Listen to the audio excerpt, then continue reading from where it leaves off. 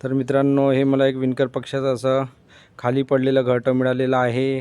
आणि बघा काय सुंदर असं रेखीव आणि कोरीव काम केलेलं आहे एकदम, तुम्ही बघू शकता. आणि या घरट्याची विशेषता म्हणजे याच्यामध्ये 3 ओपनिंग असतात. ही एक वरून बघणारी ओपनिंग बघू शकता आणि दुसरी एक अशी छुपी ओपनिंग असते जी खालच्या साईडला असते.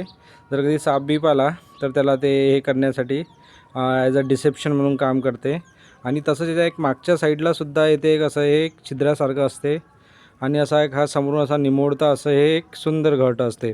तर आतमध्ये जर मित्रांनो तुम्हाला दिसणार नाही व्यवस्थित, पण ते त्यांचं असं एक व्हाईट असं थर्माकोलसारखं असते. मला स्टार्टिंगला वाटलं की ते थर्माकोल आहे, पण मित्रांनो ते थर्माकोल नसून ते त्या पक्ष्यांची विष्ठा असते. आणि त्यांनी त्या विष्ठेने असं आतमधून एकदम असं सिमेंटिंगसारखं नाही घ्यायचं, एकदम स्मूथ असा सर्फेस तयार केलेला असते. तर असं एक हे सुंदर असं घरटं आहे विणकर पक्षाचं. खूपच निसर्गाची एक कलाकृती म्हणता येईल. आणि बघा किती एकदम छान आणि रेखीव. तर असं आपण ह्या गोष्टी आपण आपल्या लहान मुलांनाही समजून सांगितल्या पाहिजे. आता तुम्हाला असं घरटं मिळाल्यास नक्की कमेंट करून सांगा.